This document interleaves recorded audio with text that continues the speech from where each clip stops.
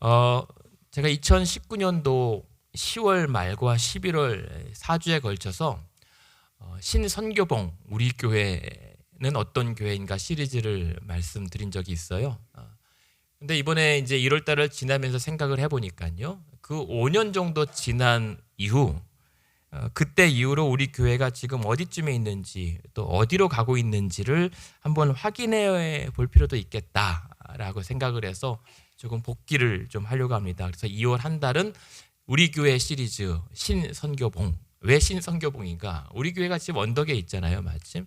근데 우리 교회는 봉우리가 하나가 있습니다. 그 봉우리가 선교봉입니다. 선교하는 교회, 교육하는 교회, 봉사하는 교회로 세워진 우리 교회를 선교봉. 근데 왜 신선교봉인가? 이제 선교봉이긴 하지만 새로운 산 언덕에 올라가는 심경으로 교회를 세워가자라고 하는 의미이기도 하고, 동시에 이 신이라고 하는 것은 사실 새로운 신자는 아니고요, 신학입니다. 그래서 우리 교회가 장로교회라고 얘기하잖아요. 그래서 가나안 장로교회라고 하는데, 그렇다면 그 장로교회의 그 장로교 전통은 어디로부터 비롯되었는가라는 것을 우리가 다시 한번 점검하고 우리의 정체성을 좀 확인해 볼 필요는 있다라는 생각입니다. 그래서 첫 번째 오늘 우리가 살펴본 것은 우리 교회 신학은 무엇인가. 그래서 오늘 여러분 주보에 한 4주 동안 오늘 내용들이 좀 많이 있을 것 같아서 요약을 좀 이렇게 개요만 아웃라인만 잡았습니다. 그래서 그것을 보시면서 따라오시면 될 것 같거든요. 그래서 오늘은 신학, 디알로지입니다. 우리 교회는 장로교라고 하는데, 이 장로교 전통이 대체 어디서부터 여기까지 우리가 이어져 왔을까, 계승하고 있을까라는 것을 살펴보고 싶습니다. 이제 이 작품이 뭐냐면 앤디 워홀이라고 하는 팝 아티스트의 작품이에요. 실크 스크린이라고 하는 판화 기법으로 해서 한 판화로 여러 개의 그림을 찍어내는 이 작품입니다. 근데 저 작품이 어떤 것을 의미하냐면, 같아 보이지만 사실은 각각 다 다르다라고 하는 것을 말하고 싶은 거였어요. 왜 앤디 워홀의 저 작품을 여러분들에게 소개하냐면, 힘들이지 않고 쉽게 같은 그림을 찍어낼 수 있는 이 모습, 그러나 그것이 다 같은 그림이 아니라 다 다르다라고 하는 이 입장에서 우리 신앙에도 마치 같아 보이는데 언뜻 자세히 들여다보면 기독교 신앙과 유사하지만 결코 기독교 신앙이 아닌 신앙들이 이미 자리 잡고 있기 때문이다 라고 하는 것을 먼저 말씀드리고 싶어요. 무슨 말이냐면, 그러다 보니까 우리 신앙 안에 오늘날 우리 신앙 안에 무엇이 자리 잡게 되냐면 세속주의 신앙이라고 하는 것이 자리 잡게 됩니다. 세속주의 신앙이라고 하는 것은 특징을 여러 가지로 종합할 수 있겠지만 크게 세 가지, 3C가 없는 것으로 정리해 볼 수가 있어요. 첫 번째는 크레이슬레스입니다. 예수 그리스도가 없는 신앙. 두 번째는 칩 그레이스입니다. 아주 값싼 은혜. 값싼 은혜는 하나님 예수님 믿고 구원 받으니까 내 삶에 아무런 변화도 없는, 삶이 없는 신앙. 세 번째는 처칠리스입니다. 교회 없는 신앙. 이것이 세속주의 신앙이라고 얘기를 할 수가 있어요. 근데 이렇게 된 배경을 우리가 살펴본다면, 잠깐 오늘날 교회는 초대교회, 우리가 사도행전을 살펴보았지만 많은 핍박이 있었고, 그럼에도 불구하고 예수님의 부활하신 이후 사도들의 신앙 고백 위에, 우리가 사도신경으로 신앙 고백하잖아요. 그러한 고백들 위에 무수한 교회들이 세워져 갔어요.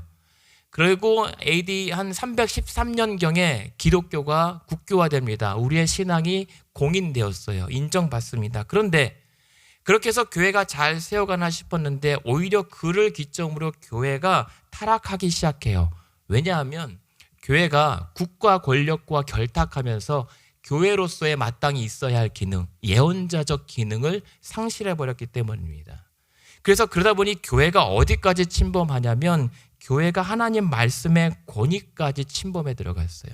그러니까는 말씀의 권위 아래에 이 교회가 있어야 되는데, 이 교회와 교회 전통이 말씀의 권위보다 위에 있거나 동등해져 버린 겁니다. 다시 말씀드립니다. 교회는 하나님 말씀의 권위 아래에 있어야 돼요. 그런데 이 중세 교회 시대로 가면서 교회와 교회의 전통이 하나님의 말씀의 권위보다 위에 서거나 동등하게 되면서 교회가 타락하기 시작합니다. 그 결과 성경에 없는 제도와 해석이 이제 적용되기 시작했고, 성도들은 하나님 말씀이 아니라 이제 사제들에게 의존하는 신앙을 하게 되었어요. 그것을 사제주의라고도 얘기하죠. 하나님 말씀보다 쉽게 말씀드린다면 목사에 의존하게 되는 겁니다. 그래서 목사들에게 죄를 고백하면 목사가 죄를 사해 주는 것처럼 여겨지는 신앙이 중세에 시작된 거예요. 그래서 그에 대한 반동으로 회복하기 위해서 교회의 전통이 아니라, 교회로가 아니라 성경대로 제대로 우리 신앙을 회복하기 위한 이 움직임으로 종교개혁이 일어났던 거예요. 그래서 이 종교개혁이 이 루터의 이 95구제 반박문이라고 하는 것들이 이 교회 앞에 붙여져 있잖아요. 근데 종교개혁의 정신을 우리가 지금 이어받고 있는 거예요. 그 종교개혁 정신을 크게 5가지로 우리가 신앙 고백으로 받아들입니다. 첫 번째는 우리의 신앙에는 오직 성경 말씀을 최고의 우리 신앙의 권위로 여기는 겁니다. 그 안에 오직 하나님의 은혜, 그리고 오직 믿음으로 또 우리가 구원을 받고, 그래서 오직 예수 그리스도, 그리고 오직 하나님께 영광, 이 5가지 정신이 종교개혁 5대 정신이라고 우리는 이어받고, 그것이 개신교예요. 그러니까 저와 여러분이 지금 이 5대 정신을 모토로 신앙생활을 하는 거예요. 오직 은혜와 믿음과 예수 그리스도로 구원받고, 그 믿음의 최고 권위는 오직 성경 말씀에 의존하는 것이고, 그래서 우리는 무슨 일이든지 오직 하나님께 영광을 위하며 살아 신앙생활하는 것이 개신교고 장로교인 거예요. 그런데 그러다가 어떤 일이 일어나냐면 계몽주의라고 하는, 그러니까 르네상스와 더불어서 같이 일어났던 이 신중심에서 인본주의의 사상들이 조금씩 싹트기 시작하면서 계몽주의라고 하는 이 철학 사조가 일어납니다. 이 계몽주의는 뭐냐면 다 나쁜 건 아니에요. 너무 치우친 이 신앙이 조금은 균형을 맞추려고 하는 시도로 저는 보고 있습니다만, 그러나 그것이 항상 인간은 균형과 조화를 이루기에는 벅찬 존재이기 때문에 치우치죠. 예를 들면 칸트나 데카르트라고 하는 철학자가 이성을 이제 중요시 여기게 돼요. 그러면서 하나님의 은혜 대신 조금씩 인간의 이성을 더 중요하게 생각하는 사조가 움트기 시작합니다. 그러면서 이 경험론이라고 하는 이 사조가 뭐냐면, 자연주의 법칙이나 우리 인간에게 경험된 것을 더 중요시 여기게 되는 이 사조가 일어나거나, 혹은 우리 인간 안에 관념들, 이성과 우리가 생각할 수 있는 논리로 성경을 이해하고 해석하려고 하는 움직임들이 생기게 돼요. 근데 그 영향으로 어떻게 보면 하나님을 더 잘 믿어보려고 하는 시도로 보일 수 있으나, 그것이 어떻게 되냐면 이렇게 돼요. 인간의 이성을 강조하다 보니까 그 성경의 권위를 인간의 이성 아래에 두게 됩니다. 그러면서 어떠한 우리의 검증한 법칙과 경험들을 우선시하다 보니까 우리가 그동안 믿어왔던 성경의 절대적인 진리가 진리가 아닐 수도 있겠다라고 하는 회의주의나, 아니면 어떤 때는 이렇고 저럴 때는 저렇게 바뀔 수 있겠다라고 하는 상대주의가 성경관을 이제 잠식하게 됩니다. 그러니까 성경이 절대적으로 무효하고 진리다라고 하는 사실이 조금씩 흔들려요. 사실일 수도 있고 아닐 수도 있겠구나.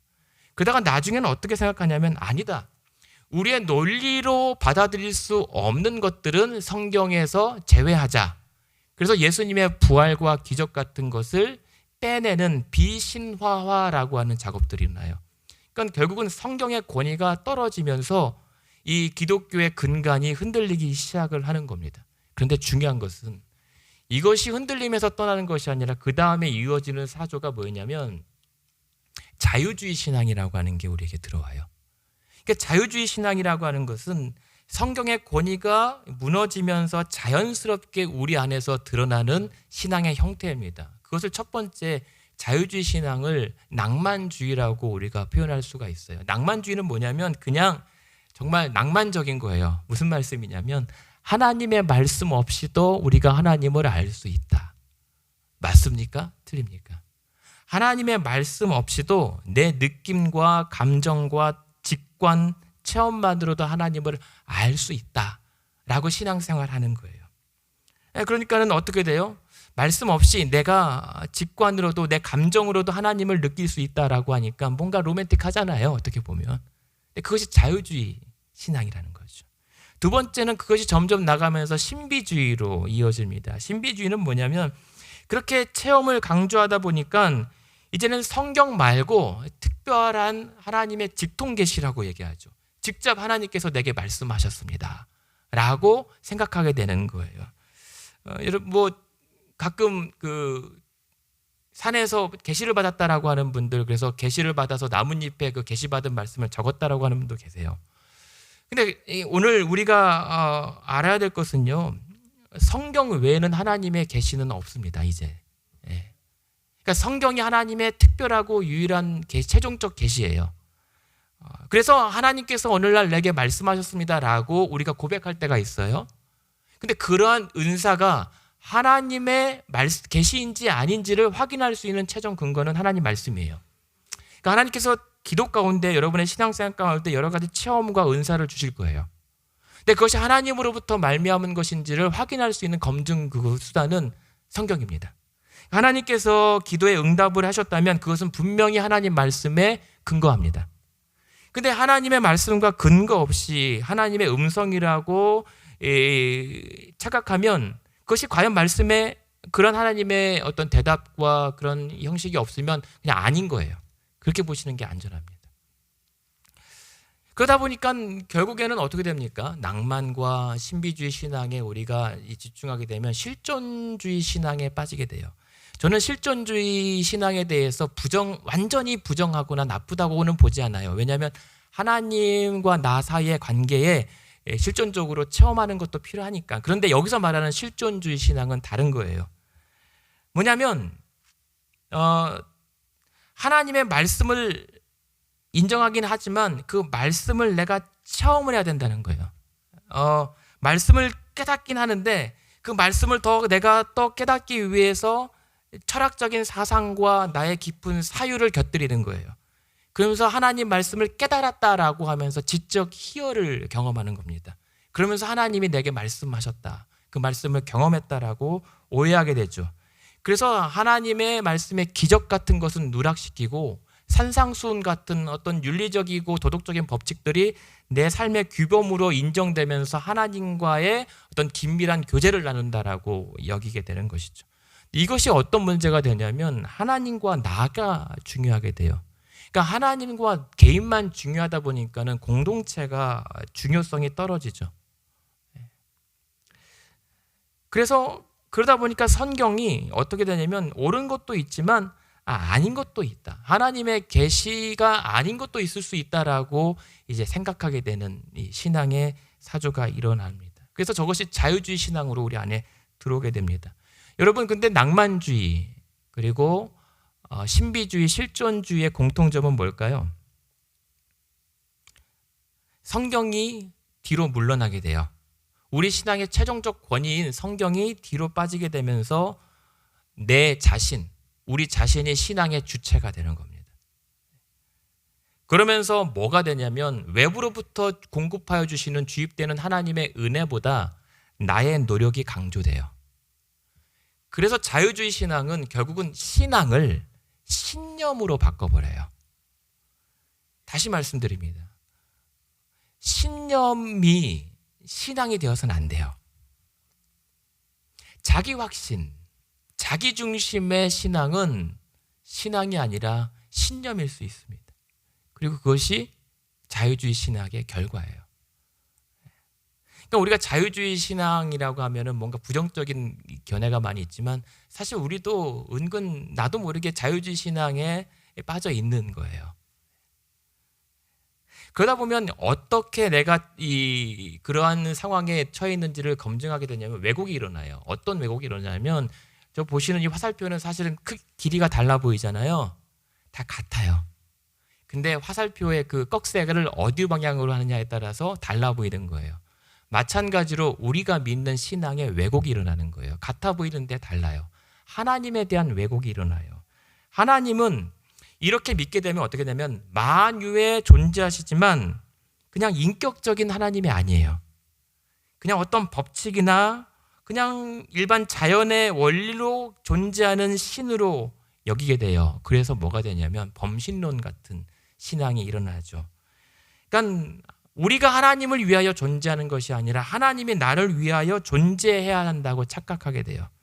결국은 우리가 이런 신앙에 비롯되는 이 현상들이 뭐죠? 기복주의 신앙이죠. 기복주의는 나쁜 거 아니라고 저는 또 생각해요. 왜냐하면 하나님께서 복 주신다고 했으니까 하나님께 복을 빚는 거는 맞아요. 여러분 복 비는 기도 하셔야 돼요. 복 받아야 돼요. 그런데 기복주의 신앙은 그걸 말하는 게 아니에요. 뭘 말하냐면 우리 예전에 한국 사람 분들 많이 하는 것처럼 돌이나 나무에 물 한 그릇 떠다가 정성을 들여 빌면은 그 신이라고 하는 어떤 막연한 존재가 내게 복 줄 거다라고 하는 그 신앙인 거예요. 그게 범신론 같은 겁니다. 두 번째는 이 하나님에 대한 왜곡이 일어나니까 두 번째 어떤 왜곡이 일어나냐면 우리 자신, 인간에 대한 왜곡이 일어나요. 말씀드렸던 것처럼 신앙의 주체가 하나님이 아니라 나에 돼요. 그 신앙의 목적이 무엇입니까? 하나님의 영광이 아니라 나의 일의 형통함이에요. 이제 그 결과 우리가 신앙생활하면서 회개합니다라고 하는 말보다 치유를 더 많이 얘기해요. 죄인으로서의 고백이 아니라 나를 하나님 고쳐주십시오라고 하는 나의 번영을 구하는 기도가 용어들이 더 많이 등장하게 되죠. 그래서 자유주의 신앙에서는요, 우리 인간, 우리 자신을 더 이상 구원받아야 할 죄인으로 여기지 않습니다. 우리는 구원받아 마땅한 죄인이라고 여기지만 자유주의 신앙은 그렇게 안 해요. 왜죠? 계몽주의 아까 말씀드렸잖아요. 계몽주의의 시작이 어떤 생각에서 시작됐냐면 우리는 우리 스스로를 잘 들여다볼 수 있는 선한 존재로 전제하고 시작하기 때문이에요. 우리는 죄인이 아니라 선한 존재이다. 그럴 수 있는 가능성 있는 존재라고 출발하기 때문에 계몽주의에서 사실은 여기까지 이어지거든요. 그러나 성경은 아니에요. 우리는 전적으로 타락한 죄인으로서 출발하는 것이 인간관이에요. 그런데 그렇다면 하나님에 대한 왜곡이 일어나고 인간에 대한 왜곡이 일어나면 결국 어디에 왜곡이 일어나겠습니까? 예수 그리스도. 그러니까 예수님은 더 이상 우리의 구원에 필요한 존재가 아니에요. 있으면 좋고 없어도 그냥 그렇게 큰 타격 입을 상황은 아니에요. 왜냐하면 예수님은 그냥 내가 윤리적 삶의 모범으로서 그를 닮아가자. 그냥 예수님처럼 살면 좋으니까, 그것이 평화로우니까 그냥 따라가는 삶의 어떤 모범적인 이 타입에 불과하는 거예요. 그러니까 예수님께서 굳이 육체의 부활이 안 일어나도 돼요. 그냥 예수님의 부활을 통해서 그의 정신과 그의 유훈을 잘 우리가 받들면서 살면은 그 정도로 충분한 게 이 신앙인 거예요. 그러니까 예수님은 우리의 메시아가 될 필요는 없는 겁니다. 그렇게 되면 어떻게 되죠? 다른 누군가가 그 예수님의 역할을 해줘도 무방한 거예요. 그러다 보니 네 번째 구원관의 왜곡이 일어나죠. 구원이요. 그러니까 예수님이 아니어도 구원받을 수 있는 그러한 이 구원 개념이 있으니까 굳이 그렇다면 이 땅이 하나님 나라여도 괜찮은 거예요. 물론 새하늘과 새 땅의 개념은 이 땅과 하나님의 나라가 온전해지는 것이 새로운 창조가 일어나는 것이지만 그냥 이 땅, 그냥 내가 살아가는 오늘이 하나님 나라 천국이지 뭐, 이런 땅의 신학으로 이제 매몰되게 되는 겁니다. 그래서 천국 가자라는 말 불편해합니다. 지옥에 대한 얘기도 이젠 거부하게 되죠. 하나님의 심판? 그냥 이 땅에서 우리끼리 잘 살면 평화롭게 잘 유지가 되면은 그게 구원 아닌가? 라고 하는 생각으로 적정 수준에 만족하게 돼요. 그렇게 되면 마지막으로 어떤 왜곡이 일어나죠? 교회가 왜곡이 되죠. 교회는 이제 하나님 나라의 어떤 이 모델, 모형, 하나님 나라의 구현, 이것이 아니라 그냥 한낱 윤리 공동체로 착한 사람들, 정직한 사람들의 모임 정도로 되는 겁니다. 하나님 나라 백성들의 모임이 아니라 그냥 봉사단체로서 충분한, 그래서 유명한 부흥가나 혹은 실력 있는 목사나 어떤 사람에 의존한 부흥을 좋은 교회라고 추구하게 되는 겁니다. 그래서 결국은 초대교회 이후로 중세교회가 왜 무너지기 시작했다고 했죠? 교회가 세상 권력과 결탁하여서 교회만에게 주신 하나님의 특별한 능력, 예언자적인 기능을 상실하면서 교회가 능력도 잃어가고 있는 상황으로 치닫게 되는 거예요. 게다가 시대도 만만치 않습니다. 이 시대가 우리가 많이 들으셨죠. 모더니즘, 포스트 모더니즘 이런 얘기 있잖아요. 모더니즘을 근대라고 얘기하죠. 그때 근대까지만 해도 저 빌딩 예를 들게요. 이 빌딩을 보면 시카고에 있는 빌딩이잖아요. 예전 빌딩은 다 이렇게 정형화된 빌딩이었습니다. 그러니까 이것이 이 모더니즘, 근대주의의 어떤 특징이었어요. 여러 가지 이성을 강조했고 그러나 근대화를 추구했지만 그렇다고 하나님에 대한 존재까지는 부정하지 않았어요. 그렇게 이성을 중요시했던 철학자들도 신 자체는 부정하지 않았어요. 그런데 그 다음에 이어지는 저 포스트 모더니즘 시대는 그 모든 틀이 다 허물어집니다. 그러니까 건축물도 보면 건축물이 요즘에는 뭐 이렇게 막 기괴한 모양들로 있잖아요. 그 틀이 완전히 깨진 거예요. 이것을 해체주의라고 표현합니다. 이건 뭐냐면 1+1은 뭐죠? 2 어떻게 하셨어요? 예. 근데 이 포스트 모더니즘은 1+1은 꼭 이어야만 하는가? 라고 생각하는 거예요. 1+1은 2가 아닐 수도 있지 않을까? 왜 굳이 이어야만 하는가에 대한 회의를 푼 거예요. 이제 그 말은 뭐냐면 우리가 기존의 절대적인 진리라고 믿었던 이 진리들이 아닐 수도 있잖아. 왜 그래야만 해? 라고 의심하게 되는 이 사조가 포스트 모더니즘이에요. 신이 꼭 있어야만 하는가? 그러면서 이제 이 다원주의라고 하는 이 마지막에 사조가 오늘 우리가 익숙한 이 책이에요. 다원주의요. 코 이그지스라고 하는 저 이 로고들을 차에 뒤에 붙이고 다니시는 분들 많이 봤을 거예요. 그러니까는 그냥 모든 종교가 굳이 하나님이어야만 하는가 이런 얘기죠. 이런 부분에 그 레싱이라고 하는 사람의 그 반지 이야기가 있어요. 어떤 반지 이야기가 있냐면 다원주의는 이렇게 생각해 보시면 돼요. 한 아버지에게 절대 반지 같은 게 있어요. 근데 이 반지는 하나님과 사람에게 사랑을 받게 하는 힘이 있는 반지예요. 근데 이 반지만 끼면 하나님의 사랑도 받고 사람들의 사랑도 받아요. 근데 이 아버지에게는 세 아들, 사랑하는 세 아들이 있어요. 근데 세 아들인데 반지는 하나예요. 그래서 이 반지를 세 아들에게 골고루 나눠주고 싶은데 이게 도무지 안 되는 거예요. 그래서 가짜 반지 2개를 만들어서 세 아들에게 진짜 반지는 누구에게 줬는지 말 안 하고 다 진짜처럼 나눠줘요. 그러면서 아들들은 자기가 받은 반지가 진짜이겠거니 하고 살아가는데 아버지가 돌아가셨어요. 근데 아들들이 이제 궁금합니다. 자기 반지가 진짜라고. 그래서 재판에 겁니다. 내 반지가 진짜인지를 확인해 달라고. 근데 재판관이 알 리가 없죠. 그래서 재판관이 이렇게 판단해요. 정말 이 진짜 반지를 낀 사람이 누군지 알려면 그 각자 세 사람이 하나님에게 사랑받도록 사람에게 사랑받도록 살아가면서 입증해 보이라. 그러면 그 반지가 진짜 반지인 것을 인정한다. 그러나 아무도 몰라요. 그러니까 이 말은 뭐냐면 이 세 반지 이야기는 유대교, 이슬람교, 기독교를 비유한 얘기입니다.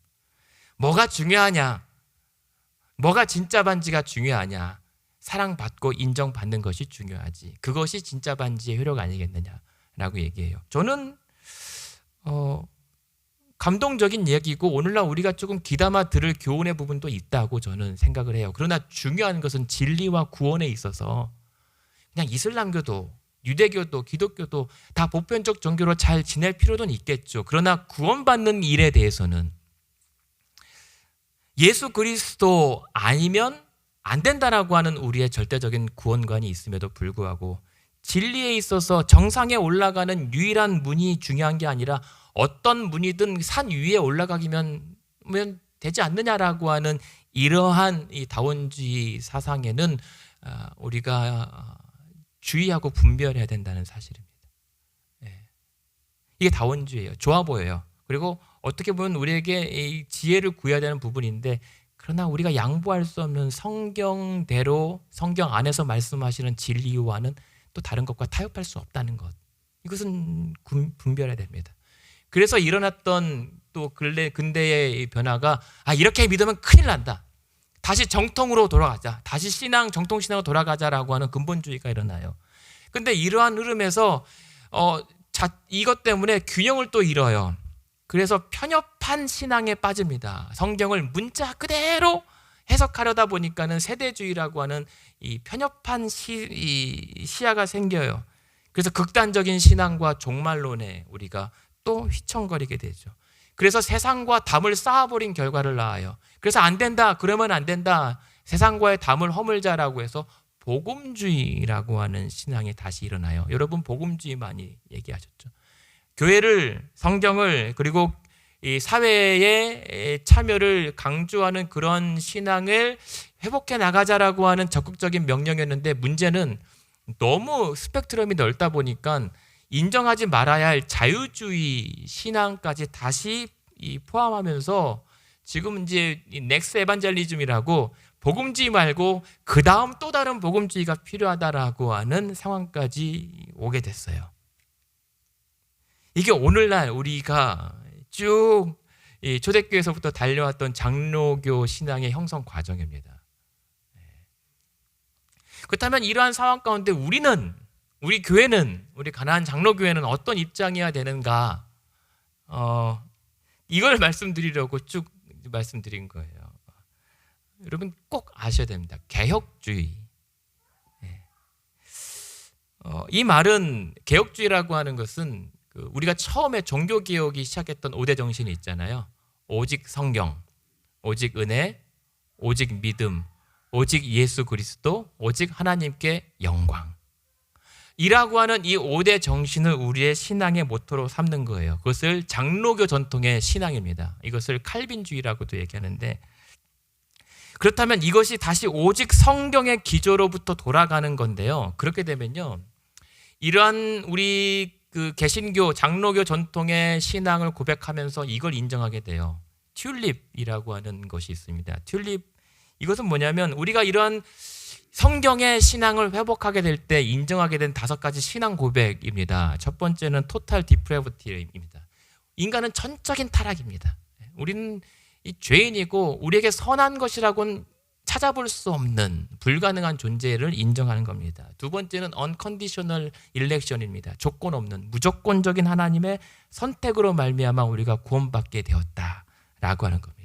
세 번째는 limited atonement입니다. 하나님의 택한 백성들의 제한적인 속죄와 구원이 이루어진다. 네 번째는 irresistible grace입니다. 저항할 수 없는 은혜. 그 하나님의 부르심에는 유효한, 전혀 실패 없는, 저항할 수 없는 하나님의 은혜로 우리는 구원받는다. 마지막에는 perseverance of saints입니다. 그런 하나님의 성도들을 끝까지 하나님은 책임지신다. 전적인 하나님으로부터 해서 하나님으로 우리의 구원이 이루어지고 신앙생활이 이루어지는 것이 튤립 5대 교리예요. 그것이 우리의 장로교 전통의 신앙이고 저와 여러분의 신앙 고백인 것입니다.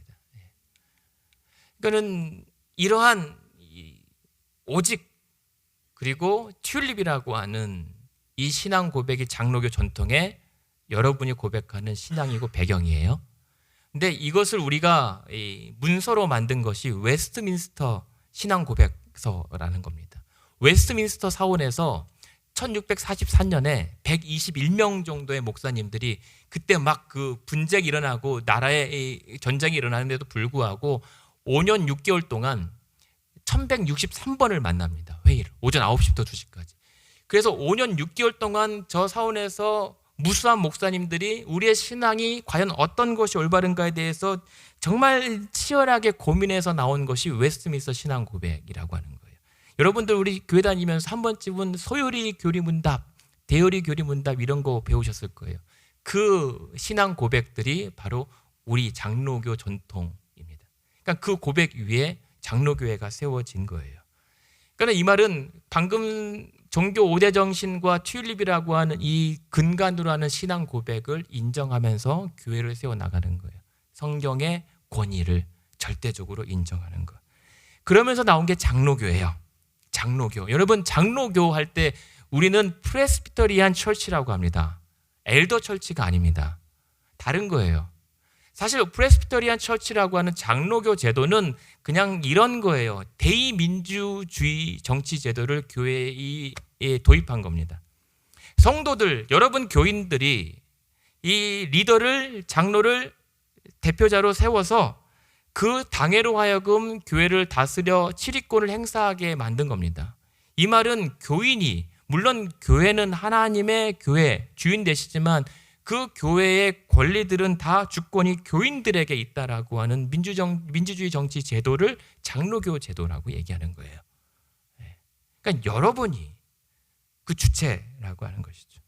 그래서 이 장로교는 무엇에 힘써야 되냐면 교회와 성도가 말씀 안에서 바로 세워가되 오늘 같은 다원주의나 자유주의 신앙에 빠지지 않도록 영적으로 거룩한 생활을 하도록 신앙과 행위를 돌아보는 역할이 당회이고 장로교입니다.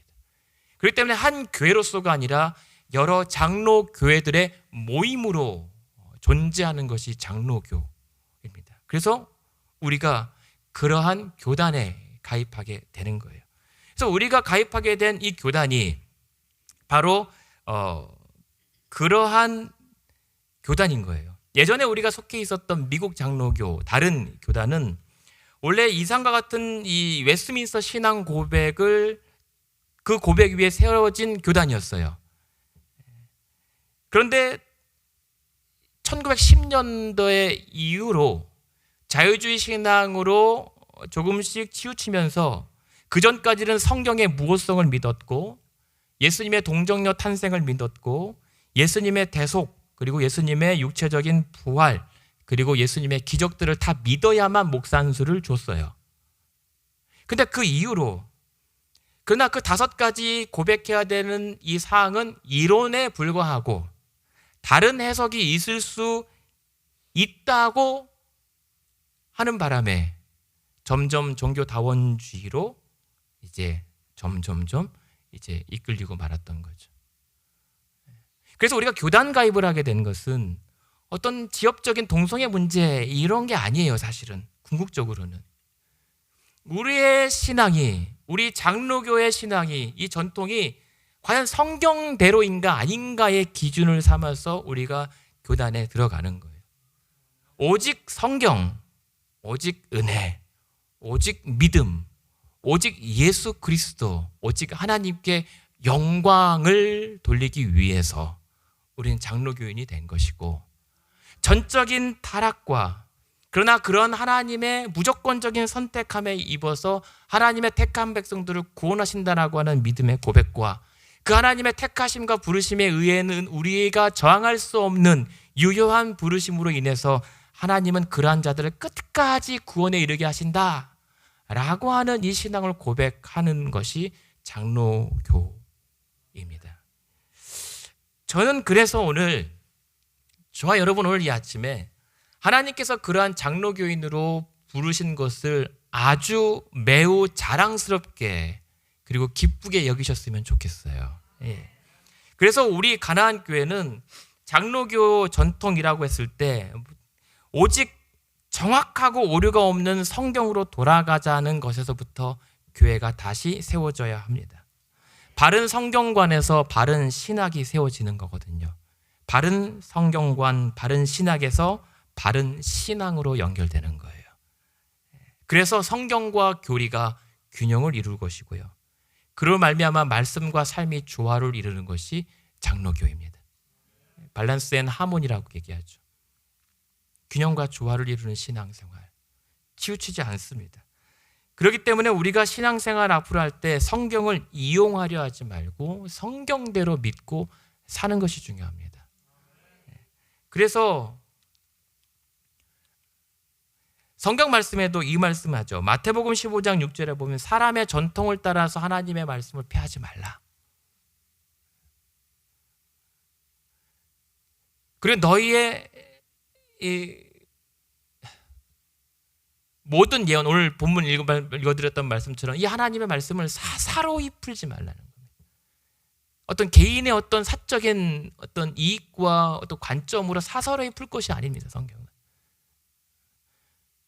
그리고 사람들이 억지로 성경 말씀을 풀다가 스스로 멸망에 이르게 된 결과를 우리는 목도하게 됩니다. 요한계시록에서는 이러한 기록들을 제하면 생명나무에 참여하면 그래서 제하버리겠다고 했고 더하면 그 재앙들을 오히려 더해버리시겠다라고 하나님께서 말씀하셨던 거죠. 성경대로 성경만으로도 또한 충분한 것이 장로교 신앙입니다. 그 말은 우리가 성경 없이 신앙생활을 한다는 것은 위험한 거예요. 그래서 성경은 하나님의 감동으로 된 것으로 교훈과 책망과 바르게 함과 의로 교육하기에 유익하다라고 하는 것. 그러니까 우리 신앙생활이요, 우리 교회 생활이요, 사실은 성경만으로도 완전하고 만족하고 충분한 신앙이에요. 근데 그 성경 없이 신앙생활하고 교회 생활하다 보니까 재미가 없는 거예요. 아니, 재미있다가도 유지가 안 됩니다. 그러나 사도행전 6장 7절에도 말씀처럼 하나님의 말씀이 이와 같이 점점 왕성하여 갔을 때 믿는 제자들의 수가 심히 많아지고 하나님의 교회가 부흥했다라고 하는 것이 성경의 기록이에요. 여러분, 부흥을 원하십니까? 성경대로 믿고 사는 것, 그것이 부흥입니다. 근데 오늘 같은 시대에 성경대로 믿고 사는 것은 구닥다리처럼 보여요. 촌스럽고 유행에 뒤처진 것처럼 보입니다. 그러나 그게 맞죠. 그것이 뒤처지고 그것이 촌스러워 보인다고 할지라도 그것이 성경대로라면 성경만으로 충분한 믿음이 맞습니다. 그랬을 때 우리의 신앙은 이렇게 돼요. 하나님 중심, 말씀 중심, 교회 중심의 삶을 살게 되는 겁니다.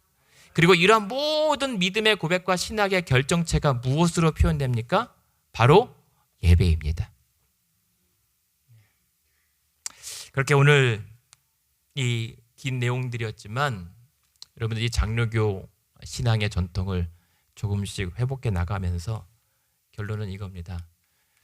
처음에 세속주의 신앙, 오늘 우리의 신앙이 세 개가 없다고 했죠. 크라이슬레스, 칩 그레이스, 처칠리스. 그리스도가 없고 정말 은혜가 싸구려 취급당하고 교회가 무시당하는 이 세대에 이러한 성경대로의 신앙을 회복할 때 이 3C가 회복될 것입니다. 크라이스트 센터, 예수 그리스도 중심의 신앙, 코스틀리 그레이스, 값싼 싸구려가 아니라 정말 어떤 것으로도 살 수 없는 값비싼 주의 은혜가 다시 회복될 것이고, 그럴 때 sanctification of church, 교회의 거룩한 성화, 그 변화가 우리 가운데 이루어질 줄로 믿습니다. 그러한 장로 교인님 되신 것을 여러분 제가 대신 환영하고요, 자랑스럽게 여기시고요, 앞으로도 가나안 장로교회로서 바른 신앙의 성도들과 교회로 새롭게 세워져 가기를 주님의 이름으로 부탁드리고 축원드립니다.